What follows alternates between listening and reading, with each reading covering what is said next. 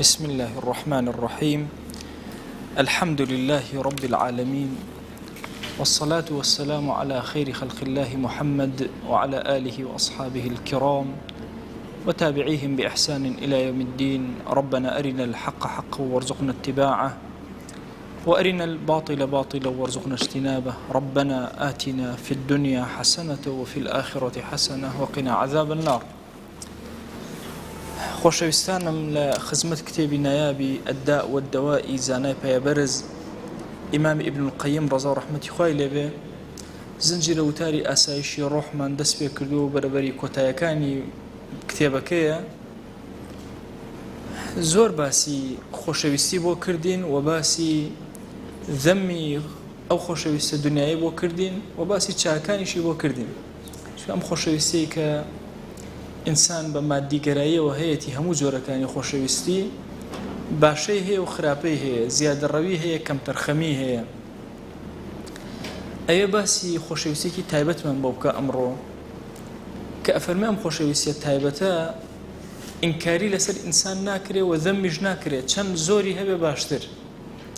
ئەویش بریتە لە مەحەبەتی خوا و مەحەبەتی پێغەمبەری خوا صلی الله عليه و آله وسلم. ئەفەرمێ ئەم مەحەبەتە بۆ کەسی ئیماندار مەحەبەتێکی زۆر تایبەتە. هەموو کەسێکی ئیماندار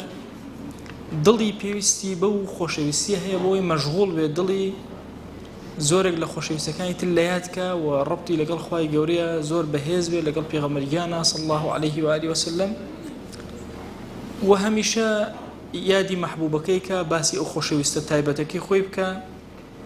هەموو ئیماندارێک ئەفەرمێ ئەسڵی ئیسلام لەسەر مەحەبەتدا ئەمەزرێ، چونکە ئەگەر مەحەبەتی نەبێ یەک دانە لە ئەرکەکانی خۆی پێ جێبەجێ ناکرێت لەسەر زەویە. ئەفەرمێ ئەم مەحەبەتە لە نێوان عەبدەکانە مەگەر خوا خۆی بزانێ، مەگەر یەومە توبلە السەرائیر ئینسان تێبگا شێوازی ئەم مەحەبەتە چۆنە و چەندێکە و بە چ شێوازێکە ئێمە نازانین. ئەزانین مەحەبەتێکی گەورە لە بینی عەبدی موسڵمان لەگەڵ رب العالمین هەیە. شێوازی وردەکاری ئەم مەحەبەتە و پلەکانی چەندێکە و کێ لە کێ زیاترە ئێمە نازانین. لەگەڵ رب العالمینە، لەگەڵ پێغەمبەری خوا صلی الله عليه و آله وسلم ڕێژەی حوبەکە شتێکمان نییە دیاری بکە.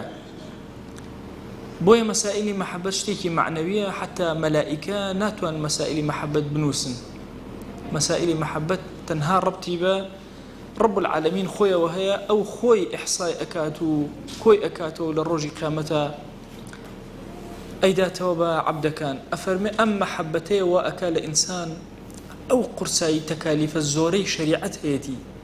زۆر بەلایەوە ئاسانە بێ. یعنی ئێستا هەر یەکێک لە ئێمە بیرکەنەوە سبحان الله دین هەر هەمووی تەکالیف، یعنی کە تۆ هەر ئەوە نەوتە ئەشهد أن لا إله إلا الله وأشهد أن محمد رسول الله، ئەبێ نظامە بۆ دڵە دانابێ، نظامە بۆ خەیاڵە دانابێ، نظامە بۆ ژیانی خۆت دانابێ. هەمووی مەسئولیەتە دین. سیرەکەی لە دەستنوێژگرتنێکەوە پێغەمبەریان صلی الله عليه و آله وسلم فەرمێ الوضوء ئەمانە، ئەمانەتی خۆیە لەسەر زەویە چۆن دەستنوێژەکەت ئەگری، چۆن نوێژەکەت ئەکەی. خەیاڵت غەمت لە لای دینداریەکەتە، چۆن بە ڕۆژوو ئەبی. ئەمە شتێک نییە جارێک بێت و دوان و سیان تکرار ئەبێتەوە لەگەڵ عومری تۆیە. بۆیە ئەم هەموو تەکالیفە گەورەیە کەسی موسڵمان پێوەی ثابت ئەبێ و جێبەجێ ئەکا. یعنی تەسەور کە ئێمە خۆمان ئێستا پێ ڕاهاتوین زۆر هەز بەمە ناکەین. ئەگەر کەسێک لە خارجی ئێمەوە سیر کاڵێ باش ئەمانە خەریکی چین لە بەیانی حتا ئێوارە شەو تا درەنگانە هەر خەریکن، ذکر ئەخوێنن، نوێژ ئەکەن، تاعەت ئەکەن. بەبیر مەجارێک کابرایکی ئەمریکی بوو و میوانم مەسیحی بوو، هاتوو بۆی مزگەوت و ئەو شتانە ببینێ. شەو من زۆر ترسام، وتم ئەم کابرایە نەمکوژێ، ئەویش زۆر ترساوتی ئەم مەلایە نەمکوژێ. دومە سەر دوگمە تا بەیانی خەومان لێ نەکەوتوە لە حایبەت. ئێمە کاتەکە وەها بوو بەوزەم نۆمینەی حاجیان بوو بە ڕۆژوو ئەبوون لەگەڵ خێزانمە. تومەز ئەو متابعی هەموو شتێکەکە باشەوەی و هەموو شوێن نوێژەکەن، هەموو شوێن نانەخۆن، وایزانی و نەڕواردە بەشێکە لە ژیانی ئێوە. زۆر سیر بوو، یعنی سەری لەوە سوڕ ئەما کە ئەم خەڵکە چۆن یعنی نوێژی بەیانی ئەم هەموو خەڵکە لە مزگەوتە حازر بوو. بۆچی هاتبوون؟ ئایا ئەمانە شەو هیچیان نەخەوتون؟ وایزانی کە من خەوم لێ نەکەوتەوە ئەوانش ناخەون. ژیانی ئەمە خەویتیان نیە، یعنی هەموو حساباتێکی کردبوو دیقەتی ئەدا باشە هەموو جارێک یعنی ئەوە کە میوانێکێت یان خۆتان نانەخۆن ئەو هەموو ئیلتیزاماتە دەست شۆردن و تەرتیبات و یعنی ئەو هەموو ماندووبوون هەموو جارێک ئەکەن یعنی ژیانی ئەمە هەمووی دیقەت بدە پڕە لە تەکالیف دەبەخوا ئەم تەکالیفانەی کە عەرزتان ئەەکەم ئەگەر حوبی خوا وحبی پێغەمبەری خوا نەبێ صلی الله عليه وآله وسلم بەخوا ئینسان ناتوانێت جێبەجێ کە زۆر قورسە یعنی کەسی وا هەیە زۆر بەخیلە پارەی زۆر زۆر خۆشەوێ کەچی بەهۆی ئەو حبەوە ئەبێتە سەخی جارێک بەبیرمە گەنجێک هەندێک پارەی هێنابوو بۆ مەشروعێکی خێر ئەی بەخوا ماوەسە ئەم پارەم زۆر زۆر خۆشەوێ بەخوا زۆر بە ناڕەحەتی پێیان کردو لەبەر خاتی خوا نەبێ قەت نایبەخشم فعلا ئەو هەیە یعنی ئەگەر مەحەبەتی خوا نەبێ ئەم کەسە ناتوانێت دەستی بکات یعنی بیرکەنەوە ئێستا ئەو هەموو دەوڵەمەندە لە کوردستانە ئەگەر مەحەبەتی خوا نەبێت چۆن ئەتوانن ماڵەکەی خۆیان دەربێن و بیبەخشن زۆر زەحمەت ئەزانی بە چ ناڕەحەتیە پێی ئەکا بەڵام چەند بە ئاسانی و بە مەمنونی ئەیبەخشێ بڕواکەن هەندێک دەوڵەمەندی خوا پێداوە هەیە کە خۆی گەورە دنیا و ئاخرەتی داونەتێ مەمنونی هەژارەکە ئەبن کاتێک کە شتێکی ئەدەن مەمنونی ئەو کەسە بن مەشروعێکی خێرەکات و کە ئەیدەنێ ئەوان مەمنونن بەعکسەوە لەبری ئەوەی تۆ مەمنون بی ئەوان مەمنونی تۆن کە تەواوی ئەو مەعانی ئیسلامە کەسی زۆر ترسناکی جەبان بەهۆی خۆشەویستی خۆ پێغەمبەری خوا صلی الله عليه و سلم زۆر ئازا و دلێرە بێ بۆیە پێشمەرگەی موسڵمان بە حەیاتی ترس لە بەدەنیان نییە بۆ چونکە ئەو لە پێناوی خوایە ئەگون ئەجەنگێ شەڕ ئەکا خۆی مانوو ئەکا لەبەرەوە یەک زەڕە ترس لە ناو دڵیا لە قەلبیانێ ئەگەر ئەوە نەبێت کە خۆی گەورە بڕیاری بۆ داوین کە حەزەرکەین بڕواکەن کەسی موسڵمان زەڕەی حەزەریش ناکە زۆر بە دامەزراوی ذهنی ئینسانی موسڵمان زۆر صافە يعني كان مصيبة زور قرصة توشي تو أبي إنا لله وإنا إليه راجعون ضليك آرام خوايا إما هو من هي توين مرشي توين ولا يتو أقرينا ويتر شو مشكلة يا كمان أين نفس إنسان مسلمان سبحان الله هزب آراميك سير أكا أسفديك زور سير به محبتي خوا رويتي أكا حياتي إنسان مسلمان سبحان الله حياتي كزور جواز لخلق ئەوە نییە تەنها سێری کۆمەڵی وێنەکات و ترژیان وە بزانێ ئەوەیە بەو شێوازە نییە دامەزرا و بیر ئەکاتەوە کە چی بکە بەخوا لە ڕۆژی لیقای خوایە کە نهێنیەکان دەرکەوتن ئینجا ئەزانن چەندێ مەحەبەتان هەبوو بۆ خوا جەل جەلالوه چەندێ مەحەبەتتان هەبوو بۆ پێغەمبەری خوا صلی الله عليه و آله وسلم ئێستا ئولفەتمان پێوە گرتووە دەرکی پێ ناکەین ئەو کاتە ئەزانی چەند جار وتراوە محەممەد تۆ توتە صلی الله عليه و آله وسلم بەبێ ئەوەی بە خۆت بزانی زمانت هاواری ئەمەی کردو ئەم بەشە لە مەحەبەت سبحان الله پاڵنەرێکی زۆر بەهێزە بۆ کەسی ئیماندار وات لێ ئەکا هەمیشە پەیوەندێکی بەهێز یعنی ئەگەر کەسێک سڕی لەگەڵ خۆیان نەبێ بەخوا ئەم هەموو تەکالیفەی پێ جێبەجێ ناکرێ عولەما ئەفەرمون ئەگەر ئەتەوێ بزانی کام عیبادەت لە عیبادەتەکانە زۆر ئیخلاسی تایە ئەڵەن سەیری خۆشەوردنت کە سەیری دەستنوێژت کە کەس ئاگای لە تۆ نییە کە خۆتەشو ئەگەر لەبەر خاتری خوا نەبێ مەحەبەتی ئەو نەبێ مەحەبەتی پەیامەکە و پێغەمبەریان نەبێ صلی الله عليه و سلم لەم پەنهانیە تۆ بۆ ئەوە بەڕێکوپێکی خۆتەشوی بە نیزام خۆتەشوی مەگەر ئەمە ئەمری ئیسلام نییە تۆ جێبەجێیەکەی بۆی هەندێک لە پیاوچاکان کە دوعایان کردو توێنە خۆیان نازانین چی بەرزکەینەوە بۆ تۆ کە پڕ بێ لە ئیخلاس خۆی بە خۆشەوردنەکانمان لە پێناوی توێ ئەو شتەمان پێ عەتاکە چونکە ئینسان سنە دوایە لە دوعایە داواکە لەخوا بە عیبادەتێکی زۆر خالص کە لەبەر خاتی خوا جێبەجێ کردو باشە تۆ سەرەخەیتە سوژدە خۆ ئەتوانی هیچ نەڵێ سبحان ربی الأعلى دڵی هاواری ئەمە ناکە ئەمە مەگەر مەحەبەت نییە بۆی ئەفەرمێن مەگەر ڕۆژی سەرائیر دەرکەوتنی هەموو سەریرەتەکان ئینجا ئینسان بزانێ ئەندازەی مەحەبەتەکەی چەنێ بوو بۆ خوا و بۆ پێغەمبەری خوا صلی الله عليه و سلم و لە چه پلە و ئاستێکا بووە دەی هەموو ئەمە لە ناختە ئەمێنێتەوە لە ڕۆژی قیامەتە سبحان الله ئەمەی لە ناوە بووە دەرەکەوێ چۆن دەرەکەوێ لە دەم و چاوتا دەرەکەوێ لە قۆڵتا دەرەکەوێ لە زمانتا دەرەکەوێ ئینسانی موسڵمان نورین ئەبێت نێوچەوانی نورین دەستی نورین شوێن دەستنوێژی نورین ئەزان چەند دەستنوێژە گرتووە لای خوا چەند گوناهوەری وە چەند تۆپەی بەرز بوویتەوە هەموو ئێستا ئەو سەرمایی کە بەر قۆڵتەکەوێ هەموو ئەو گەرمایی بەری ئەکە هەمووی ئەبێتە نور و جوانی و دەرەکەوێت لە ڕۆژی قیامەت ئەوە دلیل لەسەر مەحەبەتی خوا جەل جەلاله و لە ڕۆژی قیامەتە ئەمە زۆرتر نورەکەی گەورەتر ئەوە نورەکەی کەمترە چەندێ مەحەبەتە زیاترە ئەوەندە نورەکەت گەورەتر و زیاترە. چەندێ دڵە زیندووە لەگەڵ کەلامی خوایە.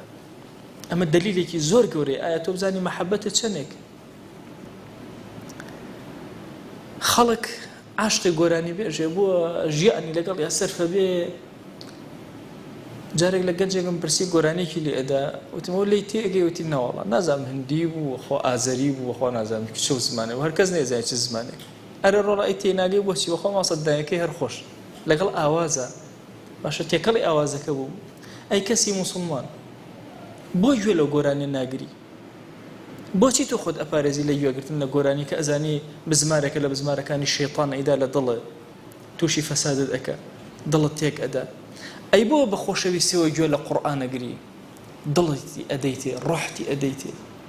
خواخواتە کەلیمەیە زیاتر بخوێنێ مانوو نابی لە خزمەت قورئانە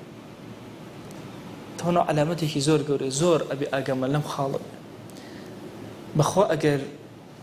گوێ لە قورئان گرت و بێزار بوو لە قورئانەوە خەلەلێکی زۆر گەورە لە خۆشەویستیتا هەیە بۆ خوا جەل جەلالوه بێ جوان بیناسی ئەوە کەلامی ئەوە چۆن گوێی لێ ناگری چۆن حەز ئەکەی هەموو دقەیە زیاتر گوێی لێ بگری چێژی لێ وەرەگری حەزەکەی زیاتر بیخوێنی حەزەکەی لە خزمەت یابی بۆیە ئینسانی موسڵمان لەگەڵ مەسەلەی قورئانە تێکەڵبوونێکی زۆر سەیری هەیە چونکە بە مجەڕەدی کەلامێک یاسایەک سەیری ناکە یە لە خزمەتیە دائنیشێ کەئەنەما ڕەب العالەمین قسە لەگەڵ ئەم عەبداکە بە تایبە ئەم قورئانە بۆ ئەم هاتووە ئەوە لەگەڵ تەعامولەکە و هەڵس و کەوتەکە لەوە ئەچێت تۆ کەسێ ببینی گوێ لە گۆرانی بگرێ چێژ لە گوێگرتنەکە ئەگرێت دووەم جار دووبارەیە کاتەوە سێهەم دەیەم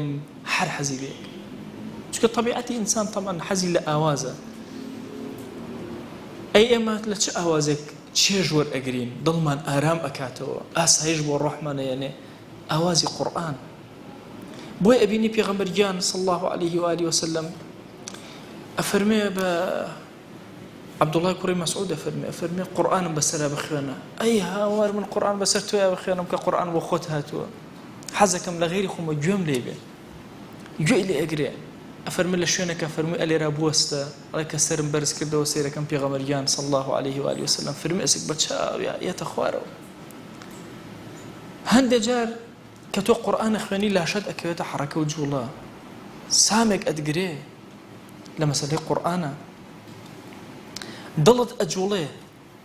بە ئەندازی سەری مێشێ مێشولەیەک فرمێسێک بەچاوتە لە خزمەتی قورئانە یەتە خوارەوە زان چەند گەورەیە لە ڕەب العالەمین ئەوە نیشانەی حوبە شانەی خۆشەویستیە سەیری ئەم زەمەنی بێدڵیە مەکەن سەیری ئەم زەمەنی کانی وشک بوو مەکەن بڕواکە نەسێ ئەمە لە زەمەنی کانی وشک بوویان ئەم چاوە وەکو کانی وایە وەکو دەریایەک ئەوە بێ ئاو بووە ئیمامی ڕافعی فەرمێ چوومە مزگەوتێک بۆ نوێژ دواتر سەیری جێسوژدەکانم کرد جێسوژدەیە نەبوو تەڕ نەبوو بێ هەمووی جێسوژدەکان تەڕ بوو سەیری ئەم زەمەنە مەکەن کە ئێمە نوێژ ئەکەین بە کرچ و کاڵی و دڵێکی مردوو و ڕق نا سەیری ئەو زەمەنە بکەن کە خەڵکی موسڵمان زیندوو بوو دڵی چۆن عەبدایەتیە کرد چۆن تاعەتیە کرد بۆیە گوێگرتن لە قورئان تێکەڵبوون لەگەڵ قورئان دڵت پێی خۆش بێ کە گوێی لێ بگرێ مناڵەکەت پەروەردەکە لەسەری لێ بدەرەوە 100 جار 1000 هەموو جارێەوە تەسەوور کرد لەم سەرزەویە موسڵمانێکی تر نیە غەیری تۆ نەبێ ئەوە تا قورئان بۆ تۆ هاتووە چۆن مامەڵەی لەگەڵا ئینجا بزان چەند چێژ لە خوێندنی قورئان و خزمەتکردنی قورئان وەرەگری ئەفەرمێ وتراوە ئەگەر تۆ پێت وایە منت خۆشەوێ بۆ قورئانەکەت خستۆتە پشت گوێت إن كنت تزعم حبي فلم هجرت كتابي أما تأملت ما فيه من لذيذ خطابي أي سيري نكرو تأمل نكرو چن شيريني لنا وخطاب وقصي منها هيك خواجانا فرمك من لقى العبد كان مقصاك والله أهلي ملاهي وقراني شون رقص السماء كان بهو قراني كيانو حركة لله شيانا دروس ئاگەیان لە خۆیان نامێنێ مناڵ بوو نەچین بۆ مەلەکردن دۆستێکم هەبووی بۆ قورئان لێرە پێویست ناکات جلدانی خۆی جلەکان دائەکەندێن مۆسیقایەکی وهایان خستبۆ سەری ئەی خۆی جلەکان یەکسەر دائەکەندێن ئەوی لەو شوێنە تەسەوور کە گۆرانی ئەوەندە کاریگەری و تەسیری هەیە لەسەر ئینسانەکان باشە مەجموعەیەک ڕەقص و سەماکەن مەجموعەیەک خۆیان با ئەدەن ئاگیان لە خۆیان نامێنێ ئەی تۆ بۆ قورئان چۆن دڵت بەخوا ئەوانە چۆن لاشیان ئەجوڵە تۆ ئەبێت دڵت ئەوە بجوڵێ واللهی ئەبێت دڵت سەماکە لە کەیف و خۆشی ئەوەی کە گوێت لە کەلیماتی قورئانە بێ لەگەڵ یا تێکەڵ بێ بەخوا ئەبێ پێستەکان گرژ بن لە خزمەت قورئانە تقشعر منه جلود الذين آمنوا أصحاب ككو أبونوا أيانوت أبو موسى بيري خوامان بخروا أويش دسي أكل بخياني قرآن أيو أو الراس خو قصة نقلاك بوي بيرتان بكيت ابن القيم فرمي أواني كمحب قرآن جورق لوجد ذوق للذيان هي أمانة كلمات تصوفين طبعا وقتی خۆی ئەنوو کەسەکە حاڵی لێ کە گوێی مەسەلەن لە کەلیمەیەک ئەبوو یان گوێی لە پێغەمبەری خوا ناوەکەی ئەبوو صلی الله عليه وآله وسلم جۆرێک لە شۆکە لە لاشەیە دروسە بوو ئەفرێن بەخوا ئەهلی قورئان وجدێکیان هەیە جاری وای ئەبورێنەوە لە خزمەتی قورئانە جوڵە و حەرەکە لە لاشەیانە دروسە بەبێ ئیرادەی خۆیان چێژ وەرئەگرن شیرینی هەسپی ئەکەن سرور لە دڵیانە دروسە بێ خۆشحاڵ ئەبن زۆر زیاتر لەوانەی کە گوێ لە گۆرانی شێطانی ئەگرن دێ ئەگەر پیاوێکت بینی ئافرەتێکت بینی چێژی ئەو وەژدی ئەو جوڵەی ئەو حەرەکەی ئەو بۆ کۆمەڵێ گۆرانی و بۆ کۆمەڵێ بەیت و ئەشعار ئەجوڵا بەڵام بۆ ئاياتی قورئان نەئەجوڵا دێ ئەوە بزەبت وەکو بەردێکی ڕق چۆنە ئاوهایە چێژ وەرناگرێ لە قورئان چێژ وەرئەگرێ لە غەیری قورئان ئەفەرمێن دڵەکەی وەکو بەرد ڕق بووە ئەو وەکو سەرخۆش ئاوهایە ئاگای لە حەقیقەتی حاڵی خۆی نییە دەی ئەمە گەورەترین دەلیل لەسەر ئەوەی ئەم کەسە دڵەکەی خاڵی وردە بووەتەوە یان کەمێک لە مەحەبەتی خوا و کەلامی خۆی تێماوە هاتووە دڵەکەی هەڵواسیەوە بە مەحەبەتی شتێکی ترەوە مەحەبەتی خواگیان و پێغەمبەرگیان صلی الله عليه وآله وسلم کەلامی خوا و کەلامی پێغەمبەرگیان صلی الله عليه وآله وسلم بەخوا فەوائیدی ئەوەندە هەیە ئەو عشقە دنیای باسمان کرد کۆمەڵێ فائیدەی هەیە ئەوە چییە ئەمە هەمووی فائیدە و هیچ زەرەڕێکی نییە ئەمە ئاسایشی ڕاحەت بۆ ئێنێ ئەمە دڵت ئارامەکە ئەوەی کە تۆ ئەیبینی لە دوو دڵدارە کاتێک کە دڵداری ئەکەن و مایل بە یەکتر ئەبن و حەز بە بینین یەکتر و چێژ لە قسە یەکتر وەرەگرن شەو تابانی لەگەڵ یەکە قسە بکەن مانوو نابن ئەگەر کەسێک حبی حەقیقی هەبێ و عشقی ڕازگۆیانەی هەبێ لەگەڵ خوای جەل جەلاله بەخوا قەت ماندوو نەبێ لە خزمەتی کەلامی ئەوە تێکەڵ ئەبێ لەگەڵ کەلامی محبەتی خوا و پێغەمبەری خوا صلی الله عليه وآله وسلم محبەتی کەلامی خوا کەلامی پێغەمبەری خوا صلی الله عليه وآله وسلم قورئان چۆن ئاوا چێژت هەیە بۆی ئەچی دائەنیشی گوێی لێ ئەگری بەخوا فەرمایشتەکانیش ئاوهان کە ناوی ئەصحاب ئەهێنرێ فەرمایشتێکیان گێڕاوەتەوە بیرکەرەوە تۆ لەو خزمەتە دانیشتوو لەگەڵ ئەصحابە گوێت لێ زمانی پێغەمبەریان بەو شیرینی و جوانیە صلی الله عليه وآله وسلم قسە ئەکە تۆ چۆن گوێی لێ ئەگری چۆن لەگەڵ یا تێکەڵ ئەبی سەیرە بەلام و هەندێک کەس ئەڵێ من ئەچمە خۆتبە ئیسفادە ناکەم ئەوە دڵی مردووە دڵ مهما کان خەتیبەکە خراپ چی ئەخوێنێتەوە قسەی خۆ پێغەمبەری خوا صلی الله عليه وآله وسلم ئەخوێنێتەوە ئەگەر ئەو دڵت ئاوا کردبێتەوە لە خزمەت قسەکانی ئەوە بەخوا لای کام خەتیب زۆر لاوازە تۆ چێژ وەرەگری چونکە ئەزانی لە خۆ ئەم خەتیبە خوا ئەم قسەی نەهێناوەتە سەر زمانی بۆ تۆی هێناوە كأفرمي عن أبي هريرة هستك وأبو هريرة دانشتو أو بيغمبر جان صلى الله عليه وآله وسلم دانشتو وأصحاب ليان هم يعني حضوري أنها رضا ورحمة إخوان لبي توجوك وشان كوتي إيجي أو هاتو دانشتو يقول لي قلتو أم كلمات أنا شون لو زمان الشيرين ودرسوا شون يقول لي أجري تصور كان فرمايش تجنيه بس أنا الدم أو دم نجيش بتدمي حتى أم دقيق أي تو شون بروحك ويقول لي أجري أبي أصحاب شن مشتاقون زماني في غمري خوا صلى الله عليه وسلم بجوله أفرمي أصحاب تمنى من أكر أعرابيك بيابي بشكم برسياري بك إسفادي بك في غمري خوا صلى الله عليه وسلم بجوله نبوي قصبك وإمش سود ورقل بوتوك تشيجيان ورقل بخوشويسي لقصة كان أرواني أبن بخوشويسي الرواني نلا خزمت كلامي في غمري خوا صلى الله عليه وآله وسلم زور قوري يعني أما سيري حیاتی بخاری ئەکەین بۆ فەرمایشتێک دەستنوێژەگرێت دوورکان نوێژەکات دانیشە ڕوو بە قیبلە اینجا فەرمایشتێ بە سەنەدەوە ئەنووسێتەوە ئەوە بە ئەدەبەوە ئەی ئێمە چۆن ڕێز لە فەرمایشت ئەگرین چۆن لەگەڵ یاژین بە چ شێوازێ مامەڵە ئەکەین چەند مامەڵەت جوان بێ لەگەڵ فەرمایشتە ئەوەندە مامەڵەت جوانترە لەگەڵ پێغەمبەری خوا صلی الله عليه و آله وسلم ئەوە نیشانەی حبی دڵی تۆیە بۆ پێغەمبەری خوا صلی الله عليه و آله وسلم ڕێزگرتن لە قورئان و سونە دلیلە لەسەر خۆشەویستی خوا و پێغەمبەری خوا صلی الله عليه و آله وسلم کۆتای ئەم کتێبە ابن القیم ڕەزا و ڕەحمەتی خوای لێبێ ئەمان هێنێتەوە وردە وردە لە دوای ئەم هەموو عشق و هێنان و بردنە ئەمان هێنێ بۆ محەبەتێکی حەڵاڵی جوان لە ناو ماڵەکانە چونکە ئەمەی ابن القیم بۆمان باسەکە لە ئەزراری مەعاسی ئەو هەموو زەررێ بۆ ئێمە باس کرد لە ئەوڵەوە باسی دەواکانیشی هەر زوو بە قورسی پێدان لە ئەوڵەوە نەوەکو دوای فریانەکەم با زوو دەواکانیان بدەم اینجا نەخۆشەکانیان بۆ باسەکەم کتێبەکە تەمان هەموو کتێبێک باسی نەخۆشیەکانەکە اینجا باسی دەواکەکە بەس ابن القیم یەکەم جار یەکسەر فریاکە وتی با فریای دەواکانیان بکەم ئەمە دەواکانتانە قورئان خوێندنی زۆر دوعای زۆر عەمەلی ساڵحی زۆر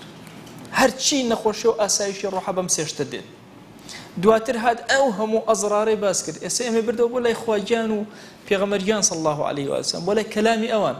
اینجا ئێمە ئەباتەوە ناو ماڵەکانمان چونکە ئاسایشی ڕۆح دروست نابێ لە ناو ماڵەکانە نەبێ ئێمە سوپاسی ڕب العالەمین ئەکەین کە هەتا ئەم دقەیە ئوسرە زۆر بە باشی ماوە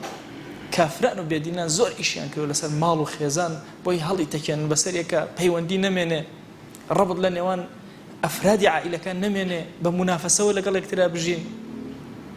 نابێ ماڵەکان منافەسەی تیان نەبێ بەڵام ئەبێ منافەسە بێ بۆ تەواوکردنی یەکتری نەک بۆ شکاندنی یەکتری زۆر کات دەبینی مناڵەکان منافەسە ئەکەن ئەو ئەوێ ئەو بشکێنێ ئەو ئەوێ ئەو بشکێنێ ئەبێ ئەم مناڵات تێبگەێنرێن ئێمە بە هەمومانەوە جوانین ئوسرەیەکمان دروست کردو بە هەمومانەوە ئیرتقا ئەکەین و گەورە ئەبین ژن و مێر زۆر کات بۆەوەی ماڵەکەیان چاککەن ململانەیەک ئەکەن بۆ شکاندنی یەکتر ئەبێ ماڵەکان لەسەر خۆشەویستیدا بمەزرن هاوسەری زۆر خراپە لە ماڵە هاودڵی زۆر زۆر باش ئەبێ ئەو کەسانەی کە زەواج ئەکەن لەگەڵ یەکترە هاودڵی یەکتر بن نەک هاوسەری یەکتر هاوسەر شتێکی دنیاویە لەوە ئەچێت دوو سەر لە شوێنێکا کۆکەینەوە بەڵام دڵیان پێکەوە نەبێت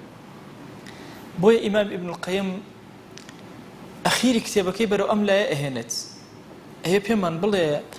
زۆرم بۆ باس کردی کە محەبەتت تەنها بۆ خوا بێ بۆ پێغەمبەری خوا بێ صلی الله عليه و آله وسلم بۆ ئاینی پیرۆزی ئیسلام بێ بەڵام ئاگال لێ بێ وأما محبة الزوجات فلا لوم على المحب فيها بل هي من كماله خۆشەویستی لە بینی ژن و مێرداوە تەسەوڕ نەکەی لە خۆشەویستەکەی ئەو لا کەمەکاتەوە نانا بە هیچ شێوازێک کەس لۆمە ناکرێت چەندێک ژن و مێرد یەکتریان خۆش زۆر زیاتر هیچ لۆمەیەکیان لەسەر نییە بەڵکو ئەوە لە کەماڵی ئینسانیەتەکە یەکتریان خۆش بێ خوا ئینسانی ئاوا دروست کردووە ئەم پیاوەکە هاوسەرەکەی خۆی خۆشەوێ ئەو هاوسەرەکە پیاوەکەی خۆی خۆش ئەوێ هەردووک پێکەوە هاودڵی لەگەڵ یەکترا ئەکەن و دڵداری لەگەڵ یەکترا ئەکەن ئەمە نیشانەی کەماڵی ئینسانەکە ئەگەر نوقسانێک لەما هەبێت دیارە کەماڵ نییە بۆیە پێغەمبەریان صلی الله عليه و آله وسلم فەرمێ خەیڕکم لئەهلی خۆمە تەنها لە تەعاملی ئەوە نییە قسەم جوان بێ لەگەڵیە دڵێ جوان بێ لەگەڵیە ڕۆح ئاسوودە بێ لەگەڵیە یعنی یەکێک لە دەلیلەکانی دەسەڵاتی خوا کە منەت ئەکا بەسەرمانە ئەفەرمێتی ومن ئایاته دلیلێک لەسەر وجودی خوا جل جلاله بەڵگەیەک بۆ بوونی خوا جل جلاله أن خلق لكم من أنفسكم أزواجا لە خۆتان هاوسەرانی بۆ دروست کرد طبعا هەندێک کەس باسی ئەوەکەن وڵا فڵان کەس وڵا جنێکی عاشقێتی طبعا خوا جل جلاله قراری داوە من أنفسكم أزواجا ئەو ئاەتی خوا طبعا زۆر کەسی شووی پێیاکە ئەم مەسەلە گەورە ئەکات چکە پارە و جا هەموو جارێ ئەڵێم وەڵام هەنێک کەس پارەی کەوتۆتە سەر جنۆکە باشە نانی جنۆکە ئەخوا باشە ئەگەر نا ئینسان خۆی گەورە تەبعی وا دروست کردووە تەبعی سەلیمی خۆی هاوسەرێک لە جنسی خۆی من ئەنفسکم ئەزواجن لە نەفسی خۆتان ئەگەر نا زۆر مختەلیفە بوون هەندێک جار ئینسان ئافرەتێک ئەخوازێت لە غیری قەومیەتی خۆی مەشاکیلی زۆرە ناگەن بە یەکتری ئەو شێوازێک پەروەردە بووە لە دۆڵێک ئەم لە دۆڵێکی تر. معاویە ڕەزا و ڕەحمەتی خۆی لێبێ ئافرەتێکی خواست بوو لە بادیەک شەوێک سێرێکی دیار نییە ژنێک بڕێک گەڕای خۆیان ژنە چی لێ لەناو ئەم قەسڕە گەورە جێی نابێتەوە کە سێری کرد چوە لە دوورەوە لای کۆمەڵی خێمە دانیشتووە دۆزیەوتی و چیەکەیش دەکە لێرە تی وەڵڵاهی زۆر حەزم لە حەپەی وەڕینی سەگ و حەپەوارەیە هاتوو بۆ ئێرە گوێی لێگرم باشە بۆ چونکە لە بیئەیەکە پەروەردە بوون تاقەتی ئەم قەسڕ و قسوورەی نییە ئەو ئاوازی حەپەکەی پێ خۆشترە و قوڵەی کەڵەشێرێک و نازانچی ئەوانەی بەلاوە جوانترە بۆیە سوبحان الله سێر ئەەکەی لە شوێنێ بۆ شوێنێ بۆیە لە شەرع مەسەلەی کوفە دانراوە کوفە چییە؟ شریعەت هاتووە مەسەلەن ئەم کچە لەکوێ پەروەردە بووە لە چه شوێنێکە لە چه بیئەیەکە زۆر گرنگی بۆ بیئەیە داوە بە نمونە مەسەلەن باوکی دارتاش وتیانە هاو کوفەترین بۆ ئەم ئافرەتە دارتاشێک باشە بۆ لە شریعەت هەمەدانراوە طبعا ئێستا سەری ئەم مەکەن بەڕاستی ئەم مۆبایلەوەی کردووە ئەم هاوکوفیە نەهێشت جاریوە کابرا مەلایە کوڕەکەی پۆلیس دەرەچێت بۆچی هۆکارەکەی چییان بۆ چونکە لەسەر بیئەکەی خۆی پەروەردە نابێت ئەگەرنا بیرکەنەوە لە کوردستانی خۆمانە هەموو بنەماڵەکان بنەماڵە مەلا بوون حتا ئێستا لە ئەفریقیا ئاوایە شنقیتیەکان لەو تەسەوڕەکەن شنقیتەکان ئێستا لە ناو ئەفریقیایە 50,000 زانا لە ناو ئەفریقیا شنقیتی 50,000 زانا بیرکەنەوە لێک عشرەت یعنی ئیمامی شنقیتی کە باسی خۆی ئەکا چۆن قورئانی لەبەر کردووە ئەڵێ پورم پێی لەبەرکردن بە زۆر ئافرەتەکان هەموو قورئان حافظەی قورئان ئەڵێ ئەلفیە ئیبن مالک دایکم پێی لەبەرە کردین چێشتەکەی دائنا ئەوەی لەبەری نەبووە بۆی تێنایە کرد حتا لەبەریک باش هەر عائیلەکە هەمووی یعنی عشرەتەکە هەمووی ئاو هەیە بۆیە لە کوردستانی خۆشمانە ئاوا بوو ماوەسا مەلا قادری بیارە ماوەسا قادری مدەڕیس 90 پشتی ماوەسا بکەین مدەڕیزە فەرمێ مەلان 90 پشت لە باو باپیر و بە مەلایەتی هاتوو شێخەکانی خەرپانی و زۆر شوێنی تر یعنی هەستەکەی جۆرێک لە کوفە بوون لەناو ئەمانە تەواجودی هەبوو بۆ چونکە ئەو ئەولادە لەناو بیئەیەکە پەروەردە بوو ئەزانێت چۆن لەکوێ جێگەی ئەبێتەوە بەڵام لەم زەمانە سوبحان الله ئەم جۆری یعنی هاوکوفیە تێک چوو بۆیە سەیرەکەی ئەو ئولفەت و یعنی تەلاؤمە بەقووەتە لە نێوانە دروست نابێت بۆ ئەم ئافرەتە تایەتە ئەم ماڵە تا فێری ئوسلوبی ئەم ماڵە ئەبێتە زۆری پێ ئەچێ دەی وەرە بیرکەرەوە ئەگەر بێت و خێزان لە جنسی خۆت نەبووە هەر لە جنسەکە نەبووە چیتەکە چۆن تەلاؤم دروستە بوو چۆن یعنی دروست نابێ بۆیە یەکێک لە ئاەتەکانی خوا ئەوەیە خێزان و هاوسەرەکان لە نەفسی خۆتانن وجعل بينكم مودة ورحمة خۆشەویستی و ڕەحمەت و بەزەیی خوا کردوتی بە ئاەتێکی خۆی لەسەر زەویە ئەم دوو کەسە یەکتریان نەناسی و غەریب بە یەکتری سبحان الله ئولفەت و مەحەبەت و ڕەحمەت و بەزەیەکی زۆر سیر لە نێوانیانە دروستە جاری وایە سێرەکەم ئافرەتێکی ئەڵێ تخوا مەوەسا دوعای خێرکە هاوسەرم زۆر ناسابە بەشکم دوعای یان پیاوێکی جاریوە لە مزگەوتە مەوەسا گیان بە قوربان و فریامان کەوە خێزام زۆر هیلاکە دوعای خێرمان بۆ بکە ئەوە چی ئەو ڕەحمەتە خوای گەورە لەو نێوانە دروستی کرد ئەو مەحەبەتە چی ئەو فیداکاریە چییە ئەوە بەشێکە لە ئايات و علامەتی رب العالمین ئەم دوو کەسە غەریبە لەگەڵ یەکترە سبحان الله ئەم تەلاؤمە بەقووەتە لە نێوانیانە دروسە بێ کە ناتوانن بەبێ یەکتر بژین چەندین جار چوومەتە لای کەسە پیرەکان دیندارەکان تخوا مەوەسا دوعا بکە وەڵڵاهی ئەمە بێ هاوسەرمان ناتوانێت بژین ژیان ئیتر دوای ئەو چی لێ بکەمە نازانم ناتوانم ژیان بەسەر برم يعني تصور كأم جور محبته وأم جور مودته أم جور رحمته إن في ذلك لآيات لقوم يتفكرون كل أما هم آيات إخوة قال لك ابن تيم فكرين قومك ابن جوان حالي بن لما أما هم آيات إخوة كوابو أم جور محبتك لنوان جنو ميرد كان هيا هيج خرافة كتيانية بلكو بشك لكمال إنسانية كأبيه خوي جور أفرتي كروت السكن بو بياو يسكن قلبه إليها وعشق دڵی پیا طبعا لەو فەرمایشتا فەرمێ ئادەم لە بەهەشتا بیرکەنەوە لە بەهەشتا هەرچی شتە متەوەفرن هیچ مشکلەیەکی نییە ئەڵێ کانە ئستەوحەشە لە ڕوایەتێکە باشە هەستی بە غەریبی ئەکرد بێ تاقەتی ئەکرد بێزار بوو ئەڵێ کاتێک خەوت و هەڵسایەوە حەوای بینی وتی تۆ کێ ئەمەت الله وتی ئەنە سەکەن لەک من سەکەنم بۆ تۆ ئارامیم بۆ تۆ طبعا ئەم ئارامیە أم خالص حب لنيوانا أم مودة خوشويسته سبحان الله أم بالرحمية لمالا أمان هموي علامات دليل هموي بشكل لكمال إنسانية دي خواهي جان كاتباسي أو أفرتان أكاك حرام أو أفرتاني كحلال ما نكردون بوتان كافران وبيدنان طبعا أوان زور فينا خوجو لناو جاهليتا كسيك كأمرت خزانكي كوري قوري إخواستو أو خشكي باوكي بي حلال بو أو أنواع عدد نوع عربها كخواهي قوري هموي حرام كردو فرمي والله يريد أن يتوب عليكم ويريد الذين يتبعون الشهوات أن تميلوا ميلا عظيما برواء كان تقسيم مفسرين لم بابتا أخبانيته سر سر مني عندك فرمي أنا أماني الذين يتبعون الشهوات يهود ونصارى يهود ونصارى وازل أمتي في غمري خواناها صلى الله عليه وآله وسلم أيانوي بزور لو باك داوين دوريان خنا توشي زنان كان توشي خرابة كاريان كان دي خواجانش أيوة والله يريد أن يتوب عليكم اگر هلايك شيء هلايك تام بود روز بو كم ترخمك تام بود روز بو شتك تام بود خواجان أيوة توبة بردوا أيوة خوي أيوة يعني لتن خوش به أيوة توبة لقبولك أيوة عفوتانك أجر هلاي خلل لدلتنا دروز بو يريد الله أن يخفف عنكم خواجان أيوة أحسن كاري لقل أيوة بكاي عبد كان وخلق الإنسان ضعيفا سبحان الله إنسان ضعيف لا واس وتأتي لما مسائل الشهوات وأن سفيان الثوري أفرمي لطاوسه ولباوكي وأجرته وكان إذا نظر إلى النساء لم يصبر باسي باوكي خويك على كاكا يشي يقول مفسرين يقورا كشي أفرتي بنا تحملنا أما ماشا طبعا خوي يقورا دروسي كرو لإنسان لبياوة كان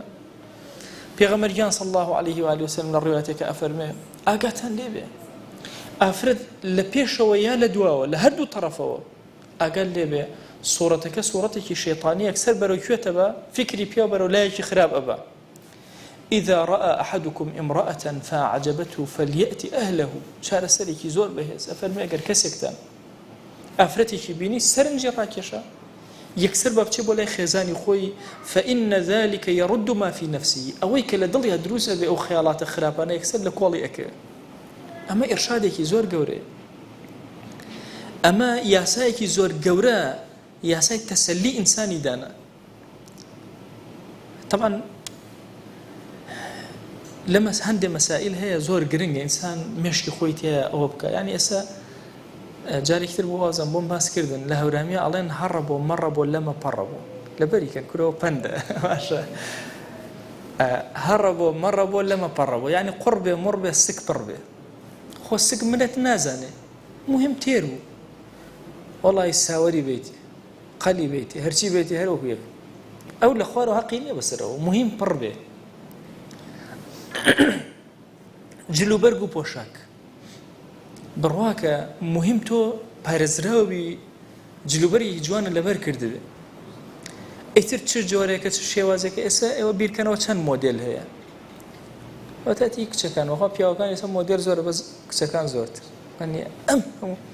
كس دو كزني وكو يك طبيعتي انوابه او ينجلي لبركه ام افرت تخوا ولا چك بسرته او يتر تخوا ويت ولا چك هيك يعني هيك يعني بدلني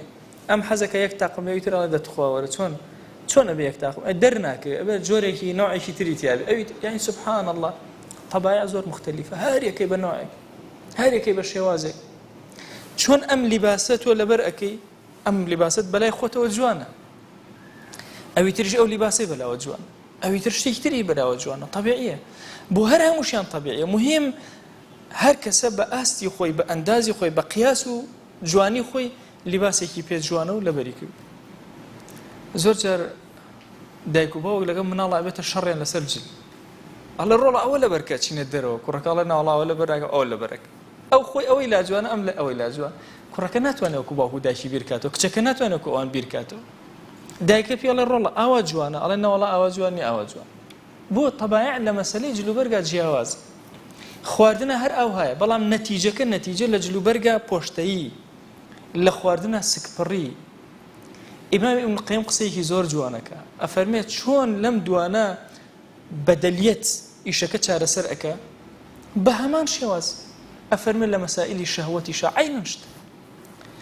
کۆتایی چێژوەرگرتنی هەر کەسێک یەک جۆر چێژوەرەگرێت دووەمی نییە سەواون لەگەڵ حەڵاڵەکەیە بێ یا لەگەڵ حەرامەکە بێ یعنی لەگەڵ حەڵاڵەکەی خۆیان کام چێژەوەرەگرێت لەگەڵ حەرامەکە عینی چێژەوەرەگرێت نەتیجە یەک شتە بۆیە چۆن لیباسی ئەگۆڕێ بە لیباسێکی تر وە مهم ئینسان خواردنەکەی خوارد و سکی پڕ بوو تێر بوو تەواوی تر ئینسان هێواش ئەبێتەوە بڕواکە جاری وایە ئینسان شتێکی زۆر تایبەت ئەهێن زۆریشی حەز لێ ناتوانێت بیخوات کە تێرەتەوە ناتوانێت بە هەمان شێواز بۆیە یاسایەکی زۆر گەورە بۆ پیاوان دائەنێ چونکە خوای گەورە تەبعی پیاوی ئاوا دروست کردووە تعددی ئەوێت ئەفەرمێ لەگەڵ خێزانەکەی خۆتە هەر ئافرەتێک کە بینی هەر کەسێک کە بینی سەرنجی ڕاکێشای طبعا إذا رأى أحدكم امرأة فأعجبته ممکنە پیاو هەزاران ئافرەت بینە هیچ سەرنجی ڕاکێشێ زۆر طبیعی بەڵام جاری وای ئافرەتێک کە بینە سەرنجی ئەم ڕاکێشێ هەموو پیاوێک ئەوها یعنی هیچ پیاوێک نییە بڵێ وەڵا کاکەیان هەموو ئافرەتێ بینم سەرنجم ڕاکێشە شتیوان نی ئللا هەندێک ئافرەت سەرنجی ڕاکێشێ هەندێک سەرنجی ڕاناکێشێ ئەوەیان کە بووە مای ئیثارەی با بڵێن شەهوەت لەما با بچێتە لای خێزانەکەی خۆی ئەمە یاسایەکی زۆر بەهێزە کە پێغەمبەرگیان صلی الله عليه و وسلم مداواتێکی داناوە دەوایەکی بۆ ئێمە داناوە کە لەکوێ شەهوەتێ لە تۆیە بەهۆی سوورەتێکەوە ڕسمێکەوە دروست بوو بچۆ خۆت تێرکە لەگەڵ خێزانی خۆتە بۆی ئەم حاڵەتە لە نەختە نەمێنێتەوە لێ بداتەوە کۆتایی پێوێ بوەستی ئەی ئەگەر هات و دوو کەس یەکتریان زۆر خۆشویست گەشتنە ئاستێکی زۆر گەورە لە مەحەبەتە ئایا کەسی ئیماندار یان با بڵێن ئیسلام عیلاجی چییە بۆ ئەم دوو کەس یەکەمین عیلاج ئەم دوو کەسەیە کە ئەگەر هەتا گونجا با بۆ یەکتر بن هەتا گونجا ئەگەر نەگونجا ئەوەستم بەڵام هەتا ئەو ئەندازەیە ئەقڵ مەجالم ئەدا بۆ گونجان هەوڵ ئەدەن ئەم دوو کەسە بۆ یەکتر بن لە ڕوایەتێکە هاتووە لەم یوڕە للمتحابین مثل النکاح ڕوایەتێکە لەوە ئەچێت قسەیەک لەسەر سەنەدەکەی هەبێ بەڵام زۆر نەپیان وایە صحیحە هیچ شتێک نییە بە ئەندازی نیکاح بۆ ئەو دوو کەسێک کە یەکتریان خۆشەوێ دایان مرکێنێتەوە و کۆتایی بەو حاڵەتیان بێنێ دەی ئەو کەسێک کە نیکاحی معشوقەکەی خۆی ئەکا ئەوە دەوای عشقەکەی خۆی کردو تەواو هەموو ئەو مداواتانەی کە ئینسان بەکاری هێناوە لە مێژووە بە هەمووی بەو شێوازەیە بەشێکی زۆر لە مەسائلی عشقەکان کە بە حەڵاڵی ئەم دوو کەسە یەکتریان خۆشویستووە گەیشتن بە یەکتر و تەواو ئیتر دوای ئەوە کێشیان نامێنێ پێغەمبەران عەلەیهیم الصەلاة وەسەلام و پێغەمبەری خۆمان عەلەیه الصەلاة وەسەلام ئەم حاڵەتانە بوون ئەوەتە پێغەمبەریان صلی الله عليه و آله وسلم زەید کوڕی پێغەمبەری خۆیان بە تەبەنی کوڕی پێغەمبەری خۆیان صلی الله عليه وسلم بە تەبەنی ئەی یاسایەکە بوو لە عەرەبە ئەگەر کەسێک عەبدێکی ئازاد کردایە ئەکرد بە کوڕی خۆی عەبدێکی ئازاد کردایە اختیاری ئەدایە ئەچیتەوە بۆ ماڵی باوکە بچۆرەوە ناچیتەوە لای من بە زەیدی کوڕی حارثە کاتێک کە خزمەکانی دۆزیانەوە پێوترا زەید بن محەممەد کە دۆزیانەوە خزمەکانی زۆر خۆشحاڵ بوون پێغەمبەری خوا صلی الله عليه و آله وسلم ئازادی کرد بڕۆرەوە ئەی زەید بڕۆرەوە والله یا رسول الله صلی الله عليه و آله وسلم ناڕۆمەوە باوکی پێوتی یعنی تۆ اختیاری ئەو کەسە ئەەکەی لەسەر باوک و دایکت وتی ناتوانم ئەم بەجێ بێڵم لە خزمەت پێغەمبەریانە صلی الله عليه و آله وسلم مایەوە پێغەمبەری خوا صلی الله عليه و آله وسلم زەینەبی کچی جەحش کە پورزای خۆی ئەکا بۆی خواست پێیدا دوای فترەیەک هەمیشە کێشیان بوو زەید و زەینەب هەردووشیان بە زێ دەستیان پێ کردووە مەشاکیل وردە وردە لە مەشاکیل طبعا علمێک هەیە علمی ئەرقام بەپێی علمی ئەرقام بێ ئەم دوانە نابێ کێشیان ببێ کەمترین ڕێژە کێشیان نەبێ بۆ چونکە زەید دوو حرفی لەناو زەینەبا هەیە تەنها یەکی حرفێکیان اختیلافیە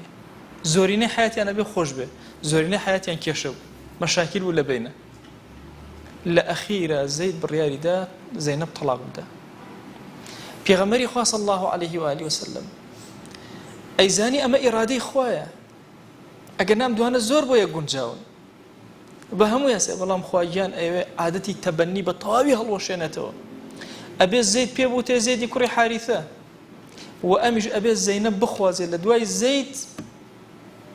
هەتاوکو بە تەواوی ئەو عادەتە نەمێنێ زۆر ئەترسات لەوەی کە عەرەب بڵێن چوە بووکەکەی خۆی خواستوێتەوە. باشە هەوڵ ئەدەی ئەی پێغەمبەریان صلی الله عليه وسلم ئەتەوێ ئەو شتێک کە لە دڵتایە خەڵک پێی نەزانێ خوای گیان ئەو شتەی خستە سەر قورئان پیشانی خەڵکیدا بەڵێ ئەبێ پێغەمبەری خوا صلی الله عليه وسلم زەینەب بخوازە. بۆیە کاتێک کە عیدەی تەواو بوو پێغەمبەری خوا صلی الله عليه وسلم خواستی. هەموو جارە زەینەب بە خوشکەکانی خۆی ئەوت خێزانەکانی پێغەمبەری گیان صلی الله عليه وسلم ئەی فەرموو ئێوە هەمووتان خزمەکانتان ئێوەیان دابەشوو من خوا منی دابەشوو منی دا بە پێغەمبەری خوا صلی الله عليه وسلم خوا لە ئاسمانەوە منی لەو نیکاح کرد. بۆیە عادەتی تەبەنی بە کاملی هەڵوەشایە نەما کە پێغەمبەری خوا صلی الله عليه وسلم ئەمەی جێبەجێ کرد. ئەمە پێغەمبەری خوا صلی الله عليه وسلم ئەمە ئافرەتێکە محەبەت لە نێوانیانە دروست بوو ئولفەت دروست بوو. پێغەمبەریان صلی الله عليه وسلم ئەفەرمێ حبب إلي من دنياكم النساء والطيب.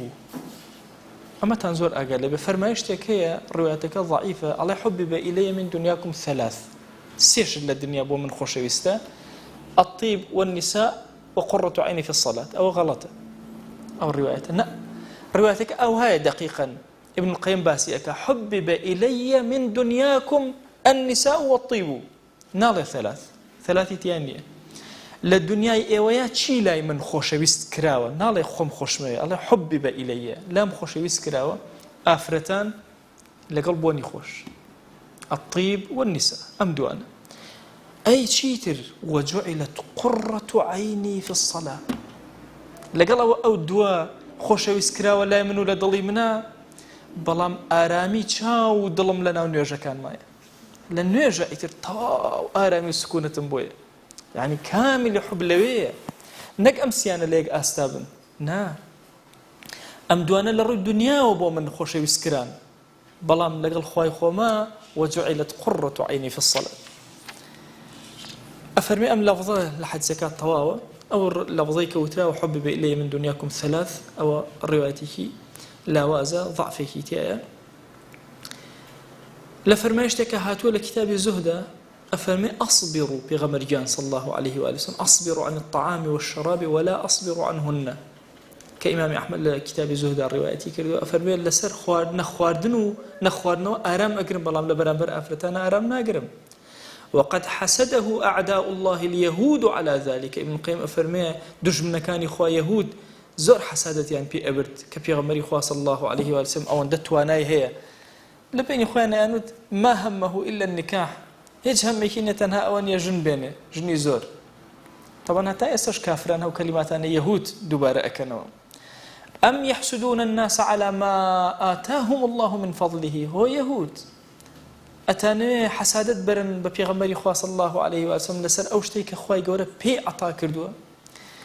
ئەگەر ئەوهایە ئێوە خۆتان بە ئالی ئیبراهیم ئەزانن فقد آتينا آل إبراهيم الكتاب والحكمة وآتيناهم ملكا عظيما. آل إبراهيم كتابيان أدينا حكمة دانايتيان لسر زويا أدينا كبيغمريان صلى الله عليه وآله وسلم يشكل آل أوان وآتيناهم ملكا عظيما خاوەندارێکی زۆر گەورەیان لەسەر زەوی ئەدەینێ دەی ئەوە ئیبراهیمی خەلیلە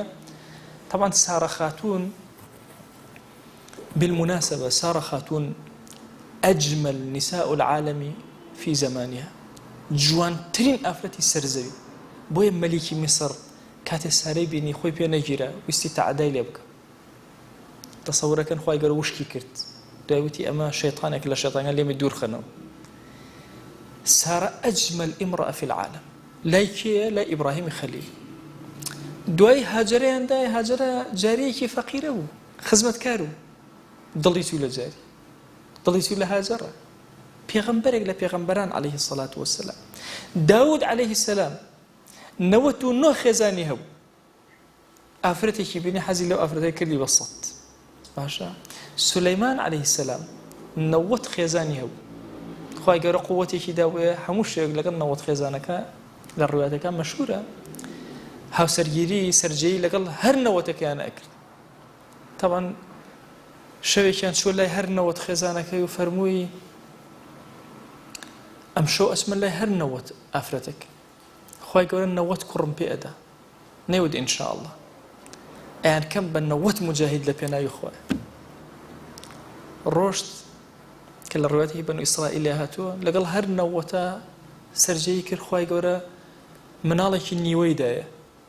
مناڵی کامیلیش نە نوقسان لە هەندێک ڕوایەت ئاڵێ سەری لە ناو سنگیا و باشە چۆن ناڵێ ئینشاءالله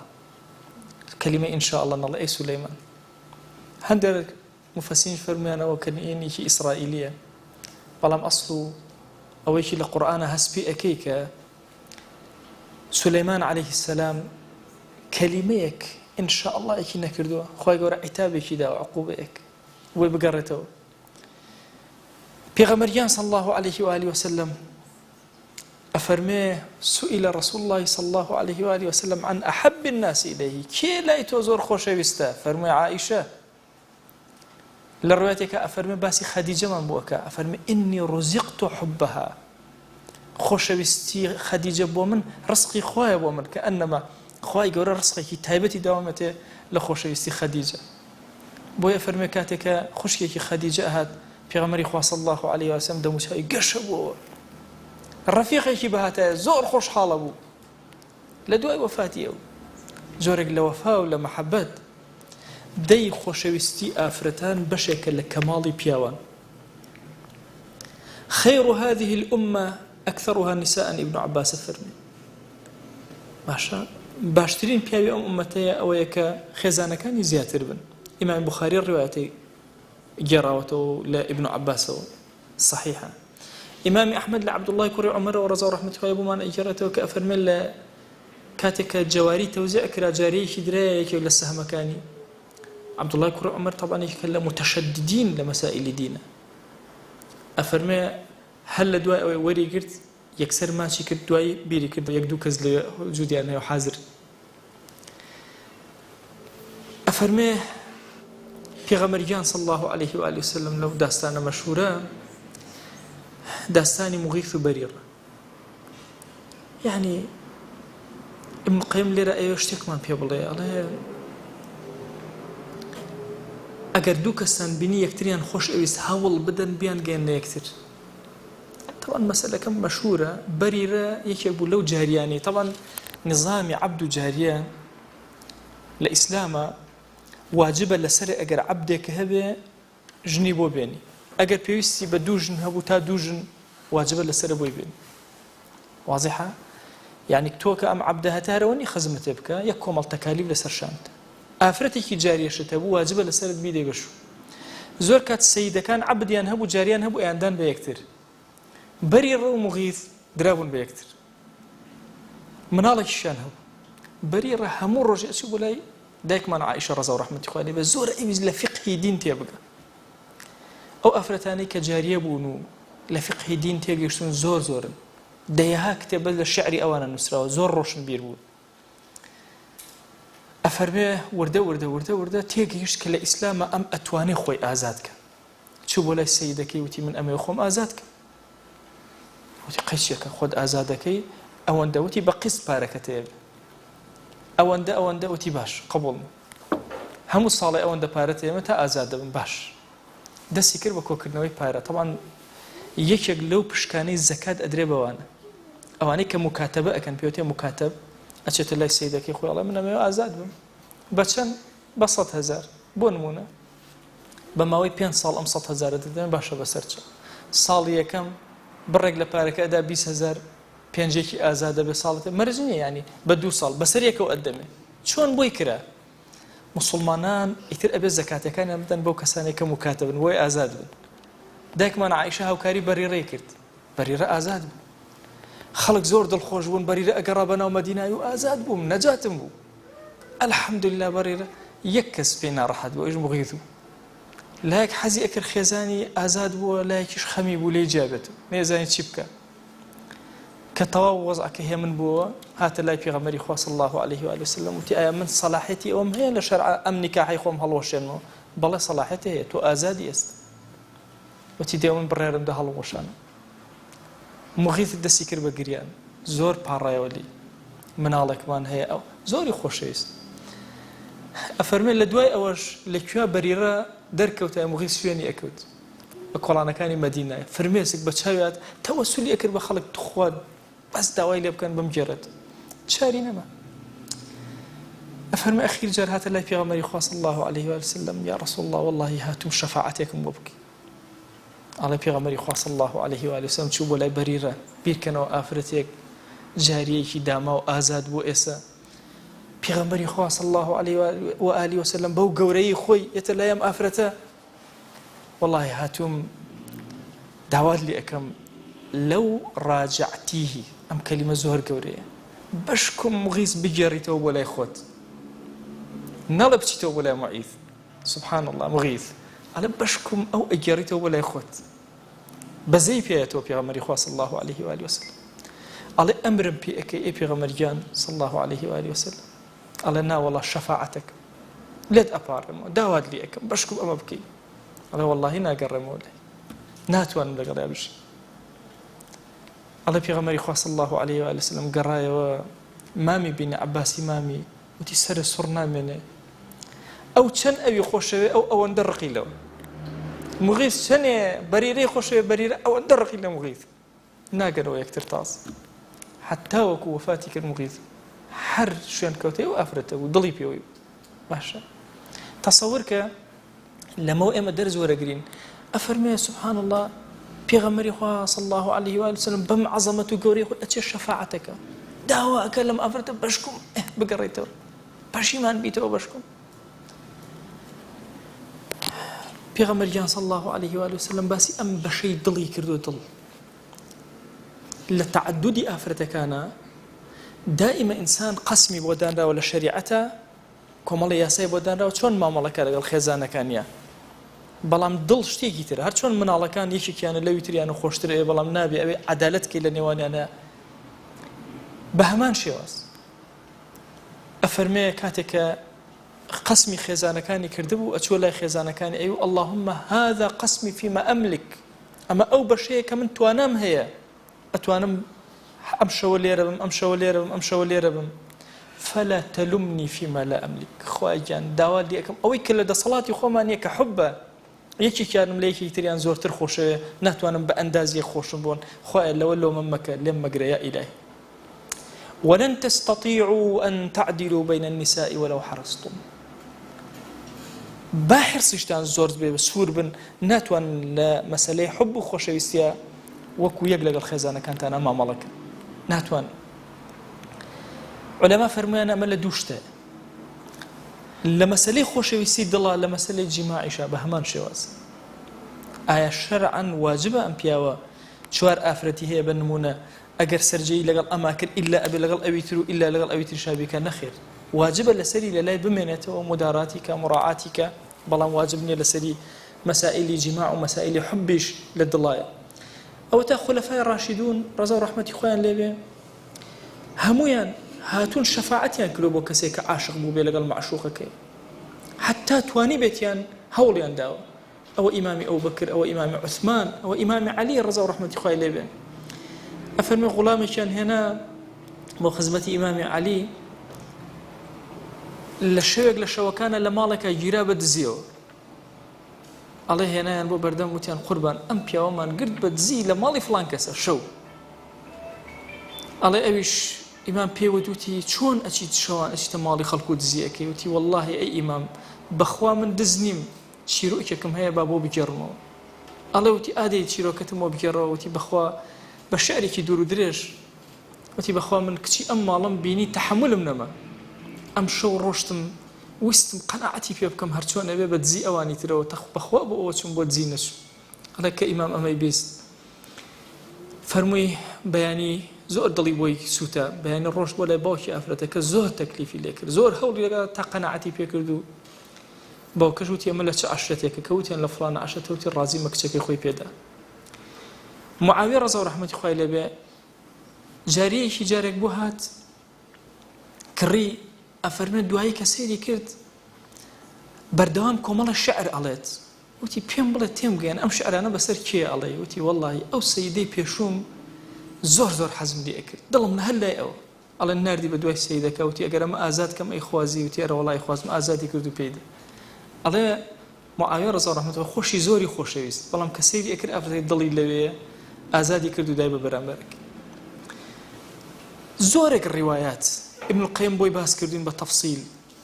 زۆر باسی کردو زۆر شعری هێناوەتەوە بەسەریانە تی ئەپەڕم کەسێک کە ویستی خۆی ئەتوانێت بە وردی سەیری شعرەکان کە ئەنواع جاریەکان شعریان و تو عەبدەکان بەسەر ئەوە ئەنواع زۆری شعری دڵداری لێرە باس کردووە طبعا کە شعرەکانە خوێنیتەوە سەرە سوڕ ئەمێنێ لە کەیفێتی ئەو دەربڕینە بەهێزانە کە چۆن ئەمانە خۆشەویستیان بۆ یەکتری دەربڕی دەی زۆرێک لەوانەش خوای گەورە وای کردووە کە موسڵمانان ببنە سەبەبی ئەوەی ئەم کەسانە بگەێن بە یەکتر و شەفاعەتیان بۆ کراوە ئەمەی کە لە خزمەتانە عەرزم کرد لە مەحەبەتی ژن و مێردەکان پێکەوە عاشق بوونی ژن و مێردەکان بۆ یەکتر دڵداری هاوسەرەکان و هاودڵەکان لەگەڵ یەکتر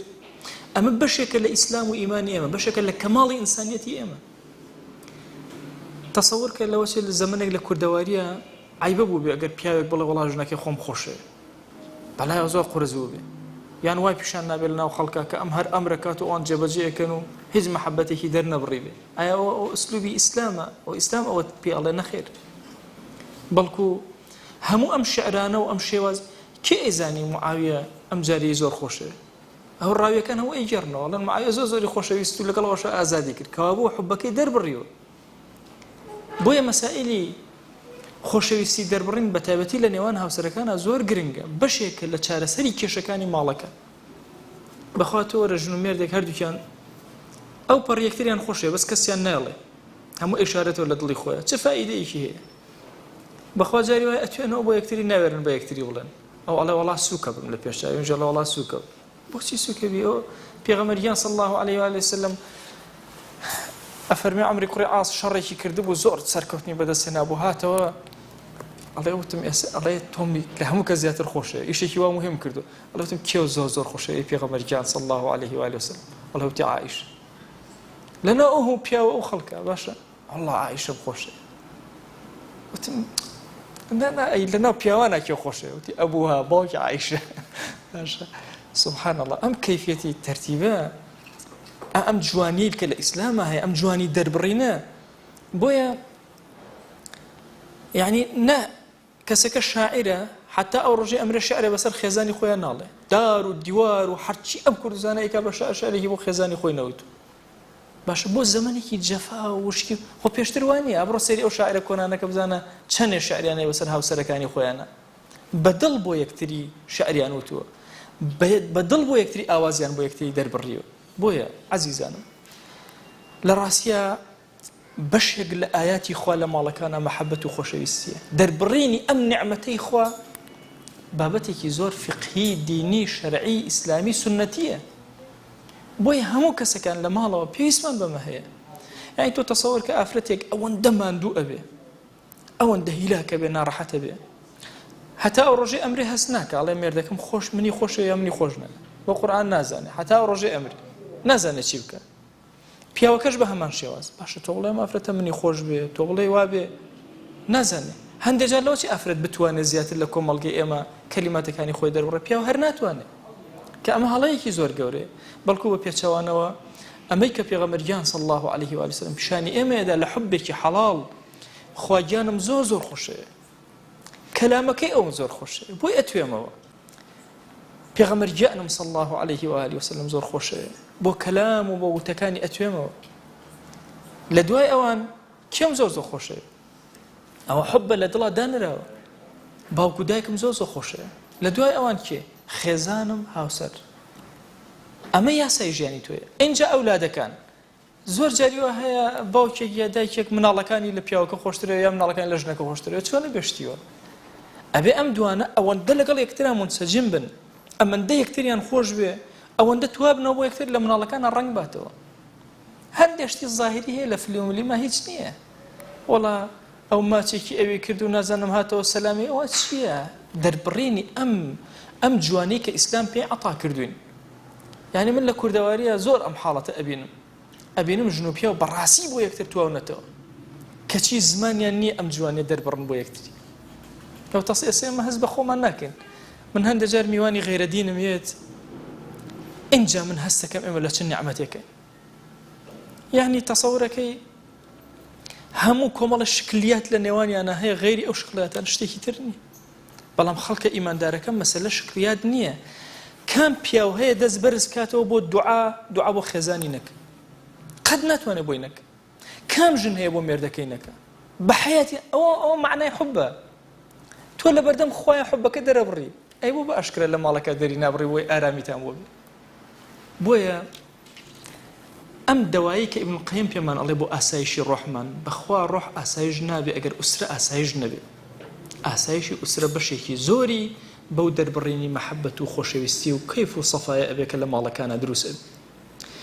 خوای گیان ئێمە داوات لی ئەکەین بە ناوی جوانت بە صفەتی بەرزێ بە ئیسمی عەظەمت لەسەر جەم گوناهەکانمان ببوورە یا رب العالمین یا ربی خوای گوناهی بە ئاشکرا کردومان عەفومان کە گوناهی بە پەنهان کردومان عەفومان کە گوناهی بە دڵمانە گوزەری کردو عەفومان کە یا ربی خوای گیان ئاسایش بۆ دڵمان بگێڕەرەوە ڕۆحمان ئارام و ئاسایش کە خوای داوات لی ئەکەین بە ناوی جوانت بە صفەتی بەرزێ بە ئیسمی عەظەمت ماڵەکانمان پڕ لە ئاسوودەیی و ئارامی و مەحەبەت و خۆشەویستی کە یا ربی خوای داوات لی ئەکەین وڵاتمان نیشتیمانمان پڕ ئاسایش و هێمنی و ئارامی کە پیاوانی عادل و عاقڵ و حاکمی چاک بۆ ئەم وڵاتی ئێمە خوای گیان فەرەهەم بێنە یا رب العالمین دز و دەغەڵ و چەتەکانمان لێ دوور خەرەوە یا ئەکرەم الئەکرەمین خوای ئەوانەی چاکیان بۆ ئەم وڵاتە ئەوێ سەرکەوتویان کە ئەوانەی خراپەیان بۆ ئەم وڵات و نیشتیمان و ئەم ئوسرە و ماڵانەی ئێمە ئەوێ یا ربی خوای لە کۆڵ ئەم ئومەتیان بخەرەوە یا ربی خوای داوات لی ئەکەین بە ناوی جوانت بە صفەتی بەرزێ بە ئیسمی عەظەمت ئەو گەنجە جوانانەی خوای گیان تا ئێستا هاوسەرگیریان نەکردووە خوای بەهانایانە وەرە کاریان بۆ ئاسان کە بۆیان تەسهیل کە ڕزقی حەڵاڵیان زیاد کە ئەو ئەفرەتە بەڕێزانەی نەچوونەتە کەژاوەی ماڵی خۆیان خوای کاریان بۆ ئاسان کە بە حیا و حورمەتەوە بیان خەرە ماڵی خۆیان خوای ئەوەی بێ مناڵە مناڵی پێ عەتاکە ئەوەی بە مناڵە مناڵی ساڵح کە ئەوەی قەرزارە قەرزی سەرشانی سووک کە ئەوەی کەم ڕزقە ڕزقی حەڵاڵی زیاد کە خوای هەرزانی فەڕەحی پەروەردگارە بەسەرمانەدا ببارێنە تو گەورەی خۆت خوای داوات لی ئەکەین بە ناوی جوانت بە صفەتی بەرزت بە ئیسمی عەظەمت بەرەکەتی ئاسمان و زەوی بەسەر ئەم وڵاتی ئێمە ببارێنە یا ربی خوای گیان داوات لی ئەکەین بە ناوی جوانت بە صفەتی بەرزت بە ئیسمی عەظەمت خوای لە گوناهی دایک و باوکمان ببوورە لە گوناهی خێزان و هاوسەر و مناڵمان ببوورە لە گوناهی برا و خوشەکانمان ببوورە یا ربی خوای داوات لی ئەکەین لە گوناهی خزم و کەسوکارمان ببوورە لە گوناهی مامۆسا و قوتابیمان ببوورە یا ربی خوای ئەوانەی مافێکیان بەسەرمانەوە هەیە خوای لە گوناهیان ببوورە یا ربی خوای هەر کەس غیبەتی کردوون لە گوناهی ببوورە غیبەتی هەر کەسمان کردو لە گوناهی ببوورە هەر کەس زوڵمی لێ کردوون لە گوناهی ببوورە زوڵممان لە هەر کەس کردو خوای لە گوناهی ببوورە یا ربی خوای داوات لی ئەکەین بە ناوی جوانت بە صفەتی بەرزە بە ئیسمی عەظەمت تۆ وەلی ئێمە یا ئیلاهی خوای بمان گێڕە لەو عەبدانەی کە تۆ خۆشتەون و ئەوانیش تۆیان خۆشەوێ یا رب العالمین خوایە دڵمان پڕکە لە چێژی قورئان دڵمان پڕکە لە چێژی خۆشەویستی پێغەمبەرگیان صلی الله عليه و آله وسلم دڵمان پڕکە لە چێژی سنەتی پێغەمبەرگیان صلی الله عليه و آله وسلم یا ربی خوای گیانمان گێڕە لەو عەبدانەی کە لەژێر ڕەحمەتی خۆتە ئەیان ژێنی لەژێر ڕەحمەتی خۆتە ئەیان مرێنی لەژێر ڕەحمەتی خۆتە زیندویان ئەکەیتەوە لە ناو ڕەحمەتی خۆتە بە بەهشت لە بەهشتا کۆیان ئەکەیتەوە یا ربی خوای داوات لی ئەکەین بە ناوی جوانت بە صفەتی بەرزە بە ئیسمی عەظەمت خوای گیان ئێمە داواکاریمان زۆر زۆرە یا ئیلاهی زمانمان کولە لە بەرزکردنەوەی خوای تۆ خۆت ئاگات لە دڵەکانمانە خۆت ئاگات لە حاڵمانە یا ربی خوای چ شتێ خەیرە بۆ دینمان بۆ دنیامان خوای بۆمان جێبەجێ کە بە قسمەتمان کە ئەوەی کە شەڕە بۆ دینمان بۆ دنیامان یا ربی خوای داوات لی ئەکەین بە ناوی جوانت بە صفەتی بەرزە بە ئیسمی عەظەمت لێمانی دوور خەرەوە یا رب العالمین یا ربی خوای گیان ڕازیمان کە بە بەشەکانی خۆت خوای ڕازیمان کە بە بەشەکانی خۆت خوای ڕازیمان کە بە بەشەکانی خۆت یا ربی خوای گیان ڕەحمەت و کەڕەم و میهرەبانی خۆت بەسەرمانە ببارێنە عەفوی خۆت بەسەرمانە ببارێنە ئەم کەلیماتانەمان لێ قبوڵ کە ئەم دەرسانەمان لێ وەرگرە یا ربی خوای بەرەکەت بەسەر کاری ئەم ڕێکخراوە ببارێنە یا رب العالمین یا ربی خوای لێت ئەپاڕێنەوە لێت ئەلاڵێنەوە ڕەحمەت و کەڕەمی خۆت بەسەرمانە ببارێنە ئەم دوعانەمان لێ قبوڵ کە لە هەموو ئەم دەرسانە چ دوعایەکمان بۆ تۆ بەرز کردوتەوە خوای لێمان وەرگرە یا ربی خوای گیان ئەم کەلیماتانەی کە لە خزمەتیانە ئەبین بیکەرە چرایەکی ڕووناک بۆمان یا رب العالمین لە ڕۆژی قیامەتا پەروەردگارا بیکەرە چرایەکی ڕووناک بیکەرە شەفاعەتکارمان یا ئەکرەم الئەکرەمین یا ربی خوایە داوات لي أكين بإيمان ولم دنيا إخوة عقبة من خيرك وبإيمان ولم دنيا درمانك يا رب العالمين. يا ربي خويا زليلي سرجيك من مكا، زليلي دسي ظالم من مكا، زليلي دسي نامرد من مكا، يا ربي خويا زليلي دسي إنسان كان من مكا محتاج ناكس من مكا يا أكرم الأكرمين. يا ربي خويا جان صلاوي أما جسي أما بقينا بيغمبر إخوة صلى الله عليه وآله وسلم خويا صلاة والسلام بأخوش السمان أنيرين وبي بقينا يا أكرم الأكرمين. خويا صلاة والسلام بهمو بيغمبران أنيرين وبيان بقينا خويا رضواني تو داواءكين بهمو أصحاب رحمتي تو داواءكين بهمو أولياء وصالحين أم أمتا. يا ربي خويا جان داوا اللي أكين لقناه مردو كان من مبورة لقناه أمتي بيغمبر جان صلى الله عليه وآله وسلم مبورة. آمين آمين والحمد لله رب العالمين وصلى الله على سيدنا محمد وعلى آله وصحبه وسلم تسليما كثيرا أبدا إلى يوم الدين. خويا يقول لقناه من الشيء وجبوري خويا من خبولك.